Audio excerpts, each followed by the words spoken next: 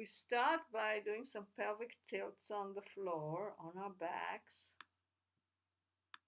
in order to move the pelvis.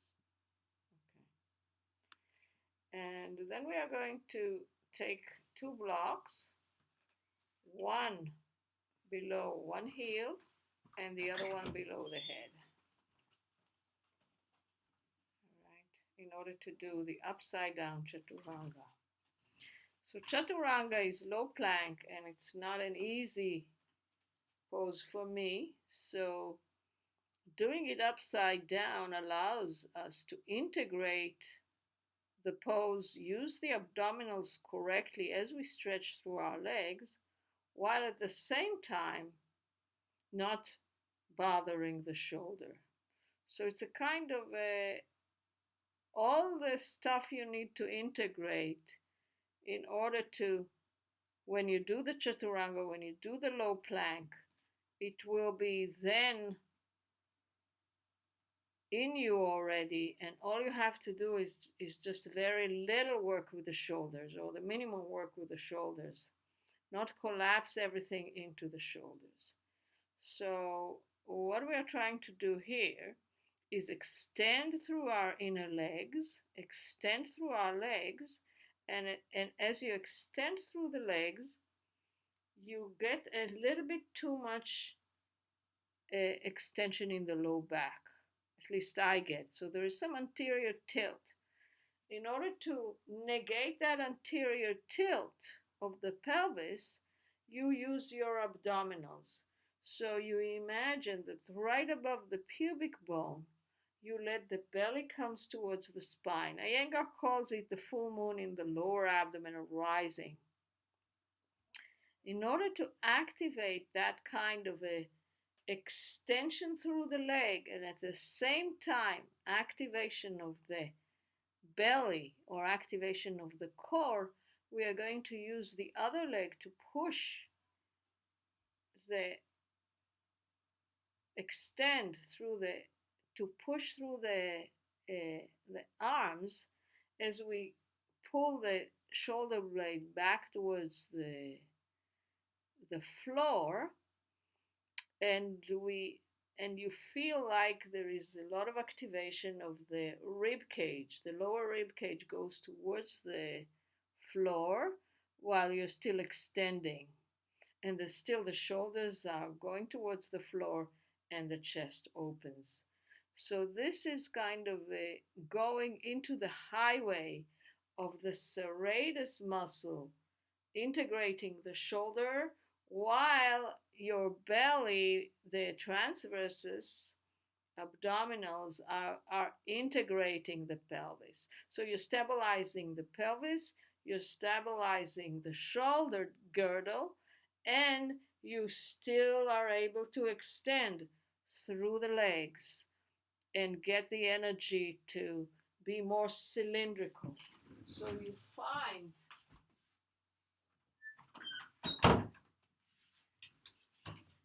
find your cylinder inside like a mummy kind of an action. So you integrate the inner meridians of the legs through extension through the inner heel and imagining you're squeezing a block in between your inner thighs. So you don't want to work on the flexors because the psoas is pulling on the lower back. You want to use the adductors and use the hamstrings and not so much use the front of the thigh. So as you put the head on the block, you're going to just down, look down towards your pelvis, and you don't even have to lift the head. Only you imagine the tip of the shoulder blades, the low tip of the shoulder blades going towards each other and towards the spine, and that activates the channel that this kinetic loop that takes care of the lower ribs going back towards the floor.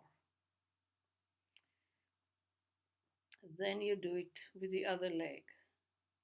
So the straight leg, the lower leg, is called the standing leg because if you are imagining that you're doing Utthita Hasta Padangushtasana, you are going to stand on that leg, here the left. So you want to kind of integrate the pelvis so that it doesn't tilt and there is no tilt forward and also no tilt to the side, and the pelvis is stabilized as you still extend through the legs. As you extend through the legs, there is a pull on the pelvis, and the pelvis tends to go anteriorly. You resist that by going up on this highway from the serratus, stabilizing the shoulders, going towards the obliques and towards the transversus. Not so much rectus abdominis. You want to open the chest. You open the upper chest, you get the shoulders back, while at the same times you are really integrating your core. So it's just a lot of concentration to do that. Widen the balls of the feet, extend through the ball of the big toe forward, down in your system, towards the skin, and bring the heels a little bit towards each other so that you activate the inner meridian line. That goes directly into the lower belly. So you get that full moon rising in the lower abdomen. Here I'm showing the action of the deeper muscles of the core. Now you interlace your fingers behind the right thigh in order to bring intelligence into the back of the leg. The hamstring go back towards the skin, the whole hamstring. The ball of the big toe rises towards the ceiling, and so is the inner heel. Try to keep the foot in line with your hip joints, with the hip joint, with that hip joint. So the push of the hamstring into the fingers is creating that lift or shape shifting so that the lower ribs can come down to the floor and you can lift the head off the floor. So this type of work helps integrate your cylinder. Now we are going to do a upside down Chaturanga.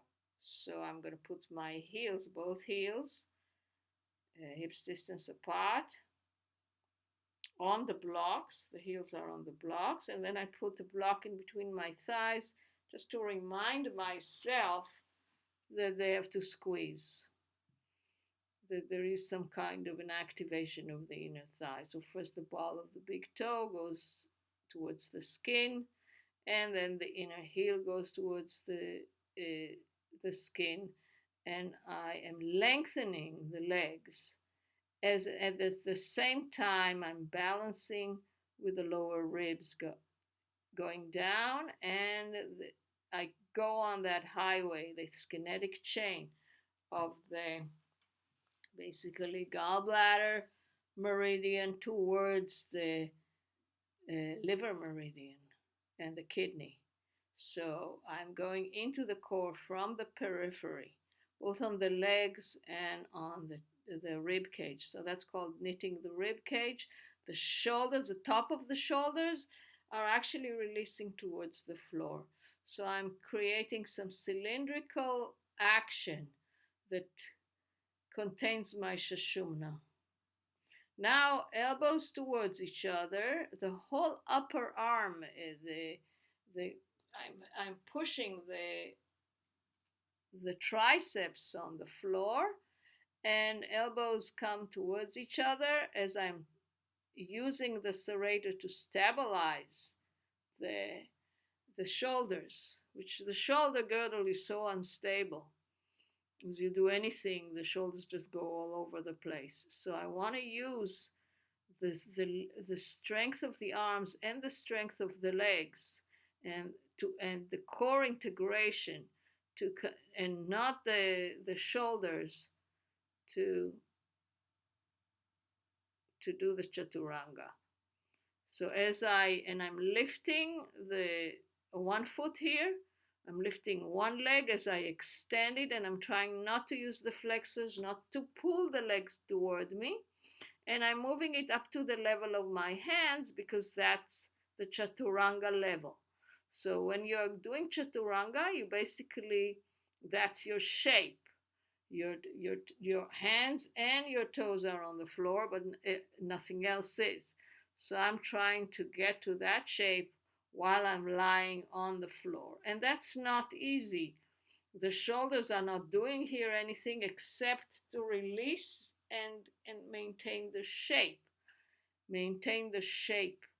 So there's a lot of work in the legs and in the core without even putting any effort on the shoulders. The shoulders don't need to do so much work if everything else works. So I am lengthening while still keeping everything. I'm not shrinking in order to lift the legs. I'm actually lengthening. So this is keeping that Sushumna long, keeping the whole torso long in order to do that. And here I'm doing it without the blocks, without the board, successfully or unsuccessfully, but at least I'm working on it. If you want to do it in an easier way, you bend one knee, press the foot on the floor, the other foot on the floor in order to lift the other leg. If you feel like you're shrinking the legs in or using flexors too much, bend the other knee and help yourself a little bit, or help yourself with the blocks like I did, like give yourself a little bit of it. So that I imagine then a block in between my thighs, and I imagine the extension of the inner heel and the ball of the foot. As I extend the inner heel, I activate those meridians that go back into the organs, which are in the torso, of course. Yeah. Now it is high plank, so the leg comes higher up to the level of the hands. Hands are right in front of the shoulders. The shoulders are widened. The top of the shoulders go back to the floor. So that's the high plank. Again, you can do it one leg at a time or both legs. And then again, Chaturanga upside down. Yeah, I learned that from Nicole Grant, one of my teachers.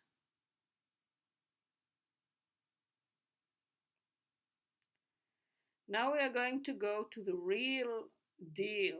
So I'm lengthening myself. I'm imagining extension of my tail and extension of my crown chakra, keeping myself long, keeping myself long. Now, I didn't have a lot of space here. It's a very narrow place. So I'm lengthening through my inner thighs are an extension of my tail. So I'm lengthening the inner thigh, the right inner thighs, and really lifting the hamstring up towards the skin, lengthening, lengthening, lengthening, trying not to arch or to do too much arching or too much flexing. All right, and then that's called half plank. So you can see that I am not doing it again, that I am using the serratus to lift the lower ribs up. I am using the serratus to the obliques, into the transverses, to keep my back from collapsing too much. So I'm really inside that extension of the legs, and at the same time using the core. And I have basically hip extension instead of extension of the overextending the lower back, which can stress the lower back. So I'm really using my whole cylindrical sushumna, lengthening it at the same time as I integrate it. The head with me is a problem to integrate. I tend to kind of drop it down, so I really need to keep that back of the head, the base of the skull, lifting towards the skin. So my gaze is basically in front of the fingers. Yeah. That's the plank. So in this type of a plank, the torso is parallel to the floor and uh, not it's not a plank from the heel all the way up to the head, one line. It's a broken line. All right, here I'm attempting Chaturanga. So I'm going to help myself with two blocks under my shoulder, and kind of two blankets, long blankets or a bolster under your torso. So you're basically don't have to do too much in order to come to the Chaturanga. You don't have to, you're already in the shape. So I'm now trying to find a place so that I can extend through my legs and then get myself already into that jumping board with my shoulders so that I don't have to do too much work in my shoulders. So my shoulders are on those blocks in the shape that I'm going to come to eventually, the Chaturanga. So first of all, the back ribs have to, first of all, the legs are completely straight. The hamstrings go towards the skin. I extend through my inner heels. I press my toes into the floor to integrate the legs. The legs are extended now. I keep my I keep my gaze looking forward and into a line in between the here a little bit in front of the line, a little bit in front of the horizon here. And now I'm going to lift through the back ribs. The back ribs go towards the skin. Back ribs towards the skin. Back ribs towards the skin as you extend through the legs. Back ribs towards the skin. So, yeah, that is it. That's the shape. That's the shape. And I went down again. So, this is coming into the highway. There is width in the front of the chest where the heart is, but there is not, but the tip of the shoulder blades go towards each other. The lower tip of the shoulder blades go towards each other. Serratus is going to stabilize the shoulder as the transversus lifts the abdomen and the lower ribs go back. The lower ribs, the lower side ribs, the floating ribs go back towards the skin. Yes, that's a more integrated. So connecting not the extension of the leg, connecting that liver, kidney, and spleen meridians into their organs and getting the length of the sushumna is the key. But if you want it from the kinetic chain, it is the stabilization of the sacrum and of the shoulders with the serratus and the transversus. Okay, so now I'm going to do Chaturanga standing. So we did it lying down, we did it We tried to do it, and now we are going to do the action of taking the lower ribs back. So I'm holding my lower ribs, the back ribs go up towards my head, and my fingers in the front pull the lower ribs back as I use the serratus to stabilize the shoulders, the tip of the shoulders going towards each other. Now as you see, I put one blanket folded, or is it two blankets, I think. Is it two blankets? I think it's two blankets on top of each other, and then I have blocks. I have one block in front of my pubic, just above my pubic bone, and one block above my below my sternum, in front of my sternum. Okay, and now I'm going to really not use those blocks in front of my shoulders, and I am lifting up away. So that's the full chaturanga. It's not easy for me, you see, but I am on my way from taking the back ribs back. So that's kind of with the pad, with a kind of a jumping pad. I didn't have to lift myself too much, and I got into some kind of a chaturanga. So I'm going to continue work on the arms, and then do a few back bends. So this I learned from Lois, and a younger teacher, Steinberg, I think her name is. So we first of all do a few exercises to strengthen the arms.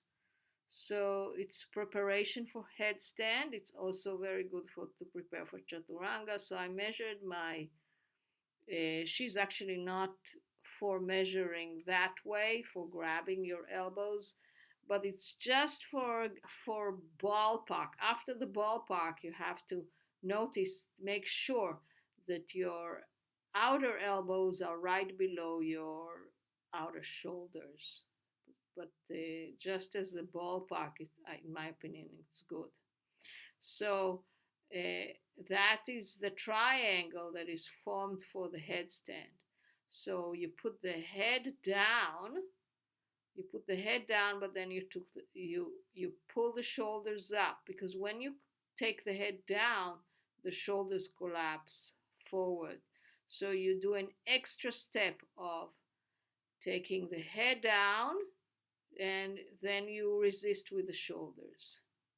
Head down, resist with the shoulders, then lift the head up, and then take the knees down. Knees up, shoulders up, head down, shoulders up, head up, knees down. So you do that a few times to your liking. It just gives you a little bit more pressure to keep the shoulders back and use your triceps and your arms. Okay, see, I feel my arms.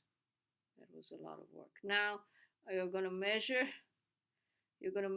your distance, the length of your legs. And once you have measured that, you're going to put your fingers where your legs were, so that when you come up to how do you call it? Ekapada Shirshasana, or Urdhva Dandasana, upside down staff pose, that you will be like 90 degrees from the floor. So you look in the middle of your triangle, and you put your head down, shoulders up, and then walk a little bit forward, shoulders up, resisting the elbows towards each other and forward towards the wrist. Now the wrist can go towards the elbows and lift up the shoulders. And take one leg up, extend through that leg. Again, learn how to extend through the leg. Take the lower ribs back, and then just take the other heel off the floor, the heel off the floor, the left heel off the floor. Stabilize yourself and take the leg up. Well, that was not perfect, but I really keep the shoulders working and the leg. My tail goes all the way towards infinity, towards the ceiling and beyond. My head goes, the extension of my head, all the way to the center of the earth. So I find my Sushumna, and that extension of the inner thigh of the standing leg, or the leg that goes to the ceiling, that one stabilizes and allows me to find that cylinder. I try not to bounce. Widen the balls of the feet, extend through the inner heel, and then very slowly come back down. It's Ekapada Shirshasana. And get down. So that's something you can do. If it scares you, you can put the blanket behind you so that you can always roll. So it is a good way to start kind of doing a Shirshasana without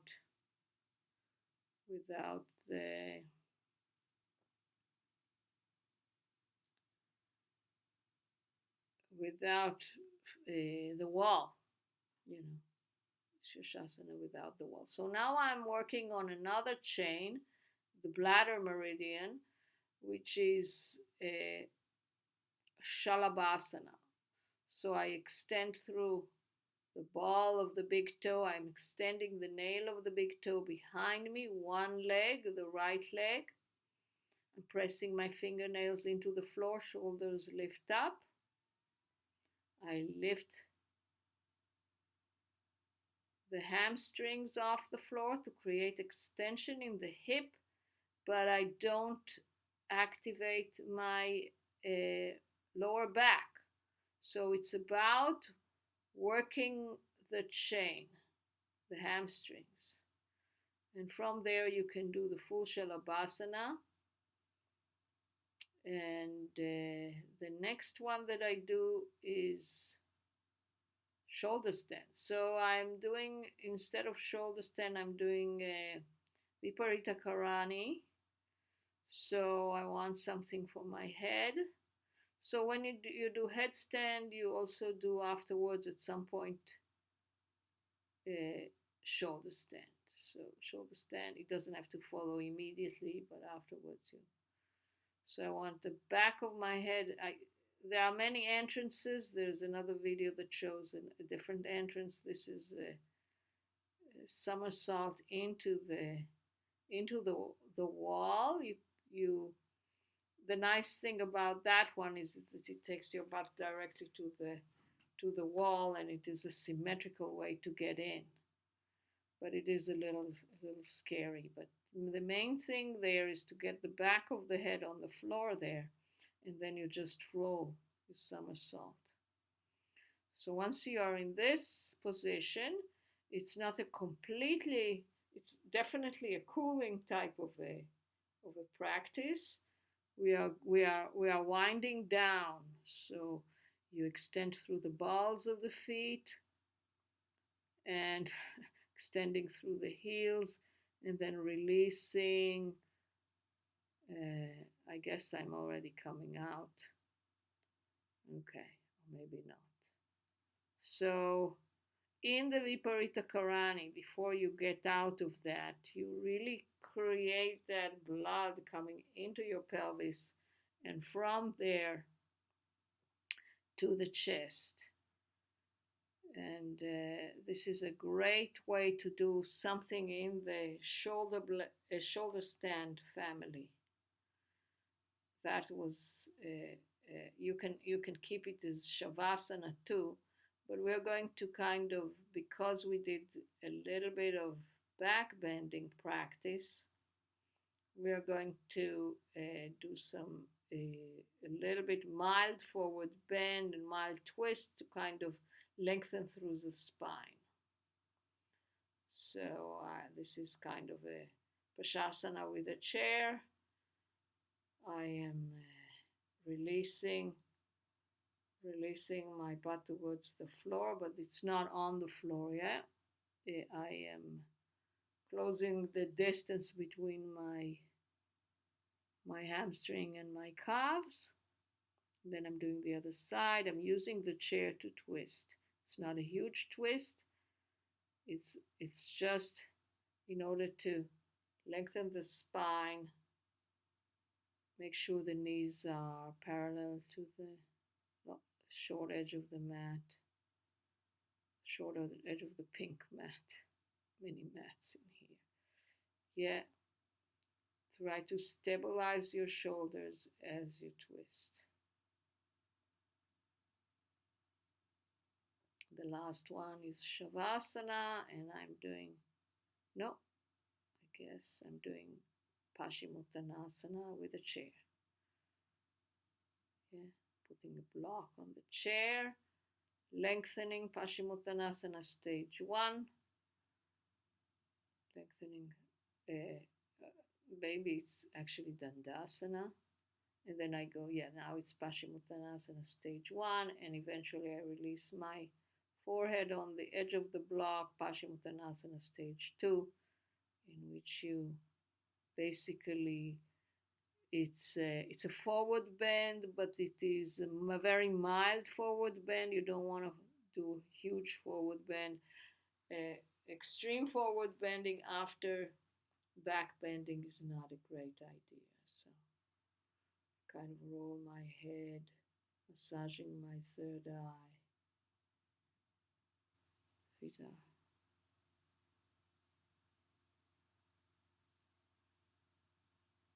To come out, you go into Paschimottanasana stage 1, in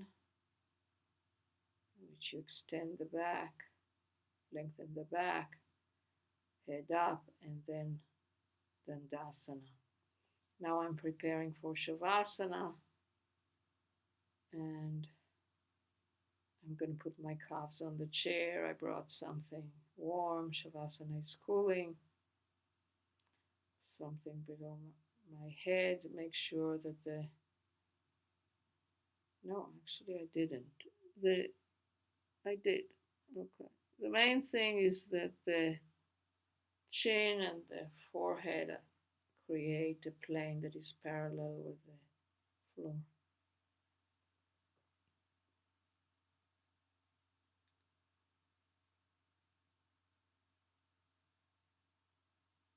So these are some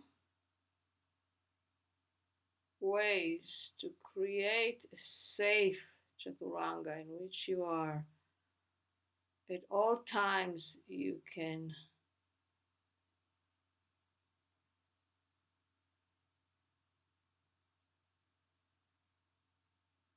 make sure that you're safe, either with the blocks under the shoulders coming from down,